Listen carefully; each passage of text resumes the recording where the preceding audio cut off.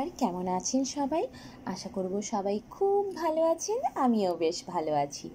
আজকে লাঞ্চে বানিয়েছিলাম পাবদা মাছের সর্ষে পোস্ত দিয়ে মাখো মাখো করে একটি রেসিপি। এই রেসিপিটি আপনাদের সাথে শেয়ার করছি। এটি বানানোর জন্য প্রথমে সর্ষে পোস্তটাকে অনেকক্ষণ আগে ভিজিয়ে রেখে নিয়েছিলাম। কিছুক্ষণ ভিজিয়ে রাখার পরই এটাকে ভালোভাবে ছেঁকে দুটো লঙ্কা দিয়ে খুব ভালোভাবে একটা মিহি পেস্ট বানিয়ে নেব। এদিকে 4খানা পাবদা মাছ নিয়ে এসেছিলাম, সেগুলোকে ভালোভাবে ধুয়ে পরিষ্কার করে নিয়েছি। এখন এর মধ্যে নুন, হলুদ আর একটু পরিমাণ তেল দিয়ে খুব ভালোভাবে মাখিয়ে নেব। তেলটা দিলে পরে মাছগুলো বেশি ফাটে না। কড়াই চাপিয়ে দিয়েছি। কড়াইটা গরম হলে দিয়ে দিলাম সর্ষের তেল।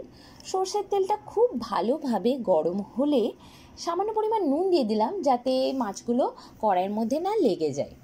এরপর মাছগুলোকে ভেজে নেব। মাছগুলোকে দু সাইড থেকে ভালোভাবে লাল লাল করে ভেজে ওঠাবো। এক সাইডটা হয়ে গেলে খুব আলতো হাতে উল্টে পরে ভাজা হয়ে গেলে এগুলোকে উঠিয়ে নিলাম। এরপর তেলটা অনেকটা বেশি ছিল, তাই একটু পরিমাণ কমিয়ে নেব।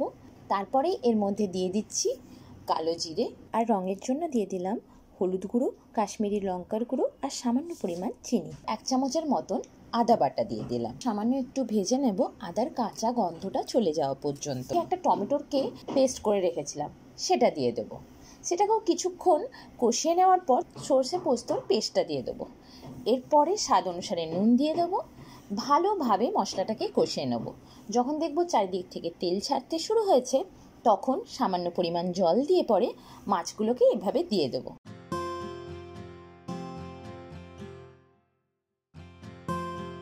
ভালোভাবে মশলাটার সাথে মিক্স করে নেব আর কিছুক্ষণের মতন রান্না করে নেব।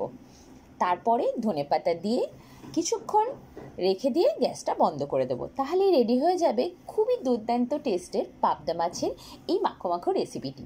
আপনাদের আমার এই ভিডিওগুলি কেমন লাগছে অবশ্যই কমেন্টে জানাবেন। আশা করব ভিডিওটি ভালো লাগলে লাইক করুন, বন্ধুদের সাথে শেয়ার করুন আর অবশ্যই আমার চ্যানেলটি সাবস্ক্রাইব করে দেবেন। খুব তাড়াতাড়ি দেখা হবে নতুন একটি ভিডিওতে। ততদিনের জন্য বাই।